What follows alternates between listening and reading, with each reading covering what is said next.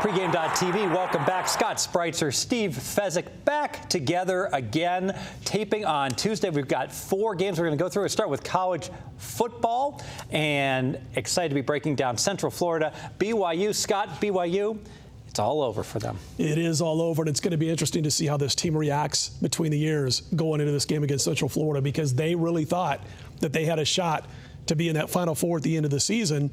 And, of course, there would have been a big, hoopla going back and forth if they would have gone undefeated. That's taken care of. It's one of those things where, I really hate to see any player get injured, especially Taysom Hill is one of those guys who I just really like to watch.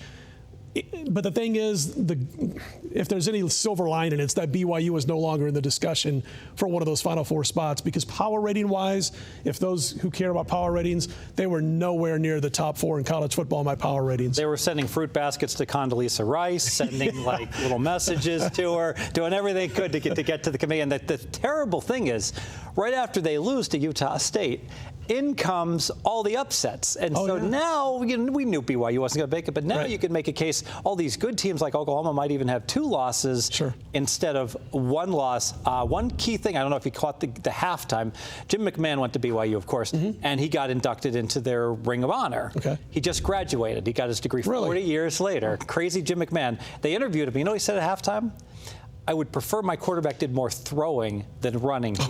He's running the ball too much. Isn't that amazing? That is pretty amazing. And that's good to see Jim McMahon still getting around. I saw a video on him a couple of years ago, ESPN or one of the networks talking about how he's having that problem with all the concussions that he suffered and the memory loss and things of that. Reading the same book, I think he's reading it the first time, so it's good to hear. But the thing about Christian Stewart, who's this the second-string quarterback for BYU who's now taking over for Taysom Hill, he supposedly has the same skill set. He's the same type of quarterback from what they're trying to say, but obviously he's not at the level of Taysom Hill. Few are. And we saw last week against Utah State, second half, they get 2 field goals. He throws 3 picks. He was awful. He was awful. The crowd was depressed. Yep. And I don't know if they can get that back this week, that energy. And basic strategy says when a team has a big injury like that, I'm supposed to play on the team. I know that, but part of the reason I'm supposed to play on the team is because the point spread's adjusted. It's Tuesday. The point spread hasn't jumped on this game yet. I think it will. I wanted to get down in Central Florida. I wanted to lock in 3. I want to give it's 3. There's a couple 3 -15s out there. We're going to call it 3.5 here.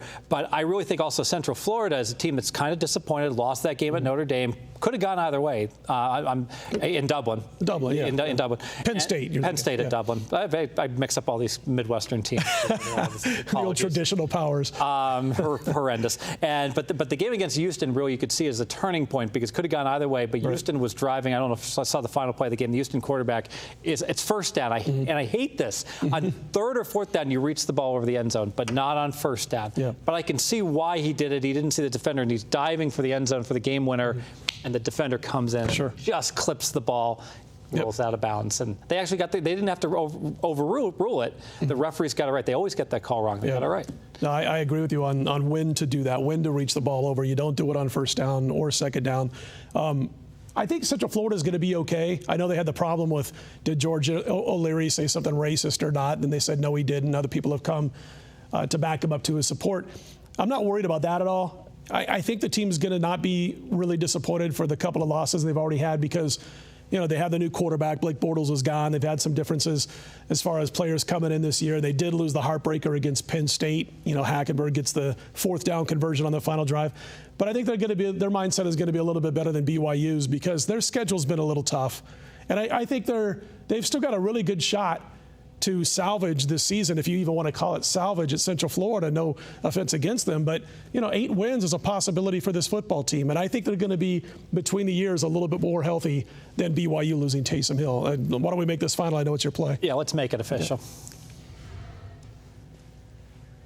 Yeah, so we're on Central Florida here. We're going to lay the 3.5. There's still -3, -15s that you can get at basically before the line move. I think also the travel, early week game, the travel aspect that you're going from Utah, say goodbye to altitude, say hello to humidity, say hello to some heat, and probably it being a night game, it's not going to be that hot, but still. big check marks on the Central Florida side. Two teams going in opposite directions. I know the BYU players are older. I know they're experienced. They can handle hardships. My God, they have to with the missions that they go on. But you look at this, this is as deflating an injury and a loss as you will ever see. It is a bubble has burst, or some other handicappers like to refer to it as the dream crusher. BYU has had their dreams crushed. I think they lose back-to-back games, Central Florida. Possibility they blow them out in the second half here. We're on it.